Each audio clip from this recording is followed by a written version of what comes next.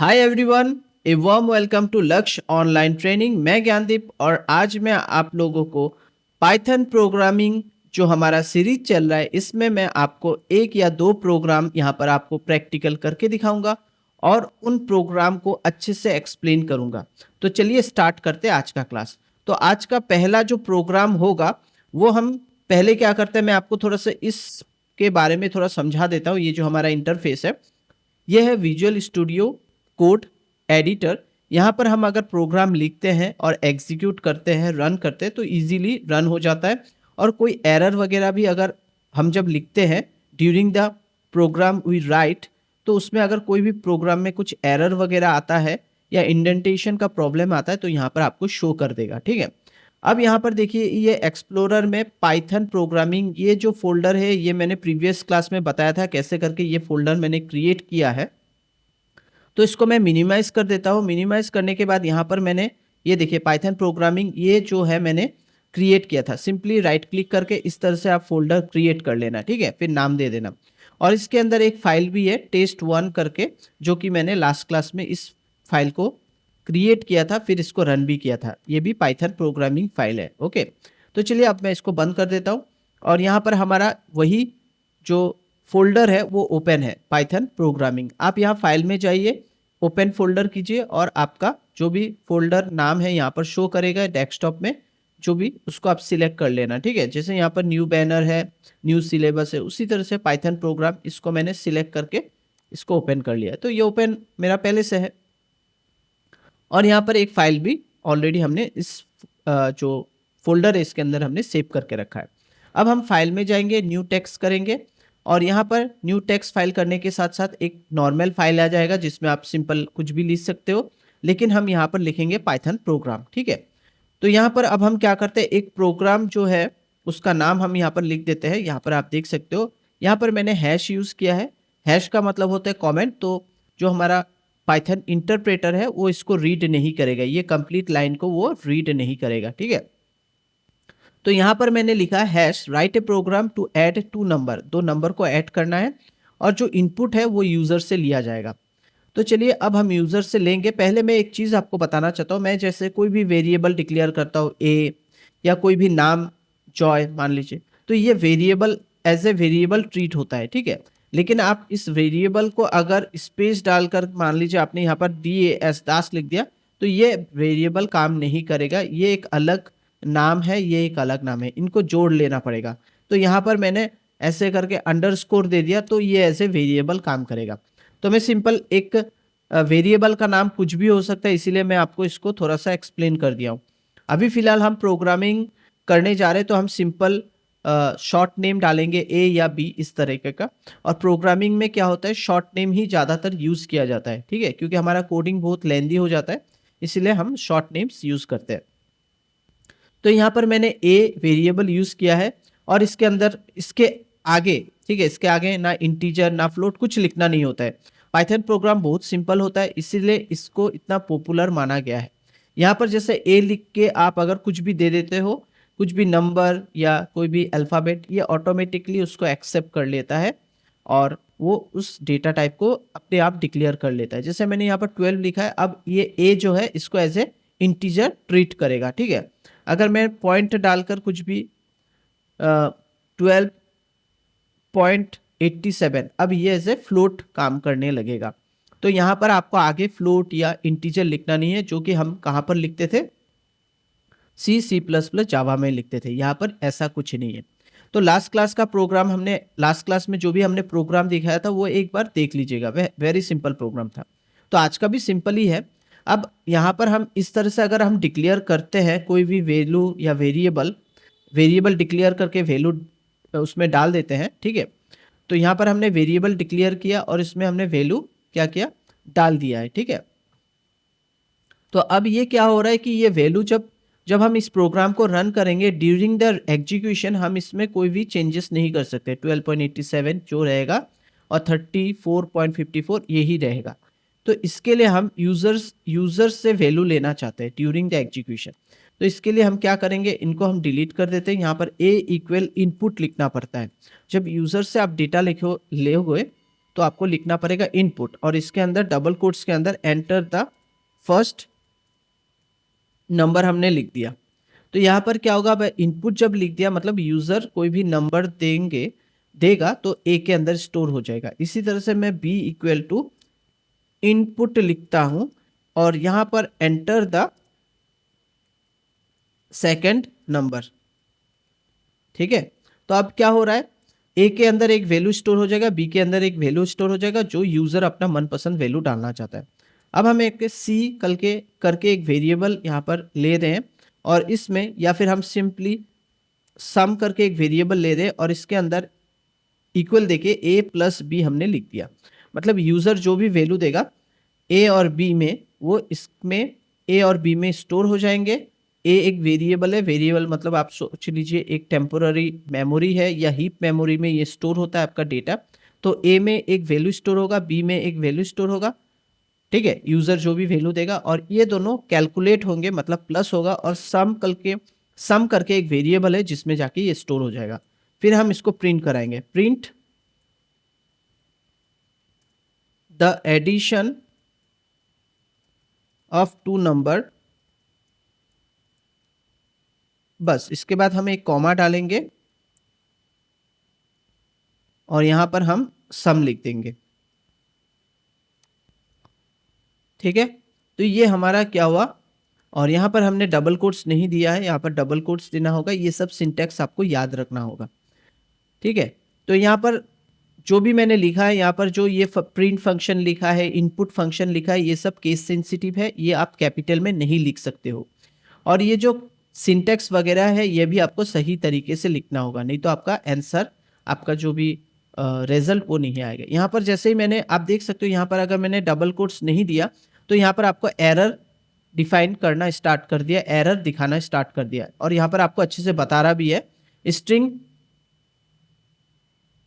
String literal is अनटर्मिनेटेड। ठीक है, तो यहाँ पर हमको डबल कोट्स देना है। तो इसके लिए हमने ये जो है visual studio code editor install किया है, उसके साथ कोड रनर हमने इंस्टॉल किया है। ठीक है, कोड रनर हमने अलग से यहाँ पर एक्सटेंशन में जाके हमने इंस्टॉल किया है, जो कि मैंने लास्ट क्लास में आप लोग को बता दिया, बस आपको वो वीडियो एक बार देख लेना है। अब हमारा प्रोग्राम कंप्लीट हो चुका है, यहाँ पर कोई एरर वगैरह नहीं आ रहा है। एरर वगैरह आता तो अंडरलाइन वगैरह आ जाता। अब हम इसको रन कर सकते हैं। पहले तो हमको सेव करना पड़ेगा, फाइल में जाएंगे, सेव एज, और यहाँ पर add.py मैंने यहाँ पर एक्सटेंशन दे दिया है। ये नहीं देने से भी चलेगा क्योंकि यहाँ पर देख सकते हैं सेव एज टाइप पाइथन दिया हुआ है, लेकिन मैंने दे दिया, कोई प्रॉब्लम नहीं है, सेव कर दीजिए। और ये हमारा जो प्रोग्राम है ये सेव हो चुका है।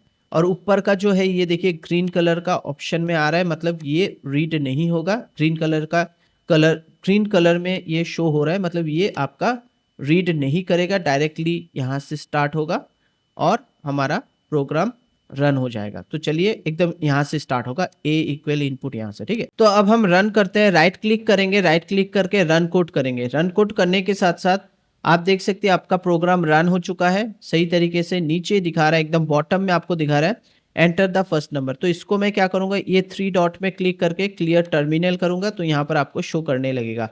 ठीक है, अब हम यहाँ पर कोई वैल्यू डाल देते हैं, जैसे 34, सेकेंड हमने डाल दिया 12, और हमारा answer the addition of two number 34 12 आ चुका है। मतलब ये एक, अब मैं आपको ये एक ट्विस्ट हो रहा है यहाँ पर।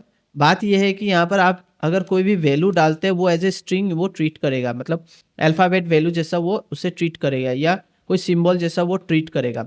लेकिन आपको इंटीजर या फ्लोट जैसा अगर आपको ट्रीट करवाना है, ठीक है, तो आपको क्या करना पड़ेगा, यहाँ पर इस जगह पे एकदम इनपुट के पहले इंट लिखना होगा और ब्रैकेट क्लोज करना होगा यहाँ पर। ठीक है, ये हमने क्लोज कर दिया। फिर हम यहाँ पर इंट लिखेंगे, int bracket close bracket open, और यहाँ पर क्लोज कर देंगे। अब ये क्या होगा, अब आपको ये सही आंसर बताएगा, मतलब 34 और 12 तो हो जाएगा 46। ठीक है, तो 46 आपका यहाँ पर शो करेगा। अब हमको इसको सेव करना है, एक बार हम इसे सेव कर देते हैं। अब हम राइट क्लिक करके फिर से इसको रन करेंगे, रन कोड, और अब हम यहाँ पर जाके क्लियर टर्मिनल करते हैं ताकि आप लोग को अच्छे से दिख सके। मैंने 34 सेम वैल्यू दिया है और 12 दिया है, और देख सकते हैं 46 आ चुका है। तो यहाँ पर क्या हो रहा है, वो एक्सप्लिसिटली अगर आपको जो भी वैल्यू होगा वो बाय डिफ़ॉल्ट स्ट्रिंग वैल्यू लेगा। स्ट्रिंग वैल्यू का मतलब होता है जो कि आपका जैसे कोई अल्फ़ाबेटिक या आपका कोई सिंबल तरीके का वैल्यू होता है जो ऐड नहीं होता है, ठीक है? तो इंटीजर वैल्यू को भी वो क्या करेगा, एज़ ए स्ट्रिंग ट्रीट करेगा। अगर आपको उसको चेंज करना है तो आपको यहाँ पर प्रॉम्प्ट में इस जगह पे लिखना होगा। तो आई थिंक आपको ये जो है प्रोग्राम समझ में आ गया, ठीक है? तो इसी तरीके से हम और एक प्रोग्राम करते हैं, फाइल में जाएँगे, न्यू टेक्स्ट फाइल करते हैं। हमारा नया एक फाइल आ चुका है, यहाँ पर सिंपल मैं हैश लिख के write a program to swap two number. तो यहाँ पर हम स्वैप करेंगे 2 नंबर को, ठीक है? तो यहाँ पर सिंपल वही करता हूँ मैं, इंट लिख देता हूँ, सॉरी यहाँ पर मैं एक्स अलग एक वेरिएबल ले रहा हूँ और यहाँ पर मैं लिख देता हूँ, यहाँ पर हमें डायरेक्टली इनपुट लेने से चलेगा, यहाँ पर हमारा कोई प्रॉब्लम नहीं है, ठीक है? तो यहाँ पर हम कोई कैलकुलेशन नहीं कर रहे, इसलिए हम यहाँ पर एंटर द फर्स्ट नंबर हमने लिख दिया डबल कोट्स के अंदर। और जब आप फाइल सेव नहीं करोगे तो ये वाइट कलर का आएगा। आपको फाइल एक बार अगर सेव कर देते हैं तो ये पाइथन में जब सेव हो जाएगा, यहाँ पर मैं स्वैप लिख देता हूँ, swap.py, ठीक है? और सेव कर दूंगा, यहाँ पर प्लेन दिखा रहा है, ठीक है? यहाँ पर आप पाइथन सिलेक्ट कर लेना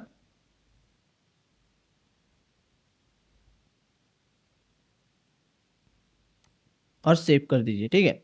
अब क्या होगा, ये देखिए पाइथन जो फाइल अब आपका रेडी हो चुका है, उसमें सेव हो गया है। अब यहाँ पर जो भी एरर आएगा वो आपको बताने लगेगा। इक्वल, इसके बाद इनपुट देखिए, इसके बाद enter the second number, enter the second number. तो देख सकते हैं एंटर द फर्स्ट नंबर और सेकंड नंबर, 2 नंबर हमने डाल दिया है।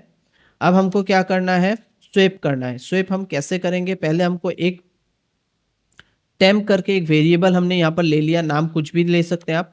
मैंने टेम्प मतलब टेम्पोररी, इसमें इक्वल डाला, एक्स का वैल्यू हम यहाँ पर स्टोर कर लेंगे। एक्स का वैल्यू टेम्प में चला जाएगा तो एक्स में हम कोई अलग वैल्यू देंगे जो कि है वाई का वैल्यू स्टोर हो जाएगा एक्स में, ठीक है? और इसके बाद हम क्या करेंगे,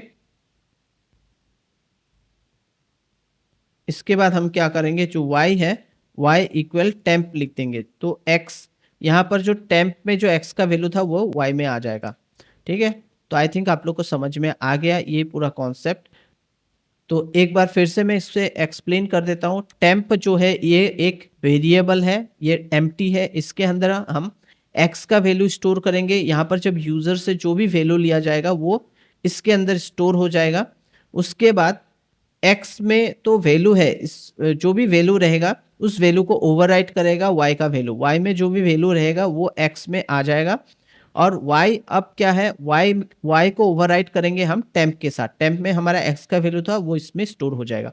तो मैंने जो बोला है अभी इसको अच्छे से सुनिए तब समझ में आ जाएगा। अब हम यहाँ पर एंटर करते हैं और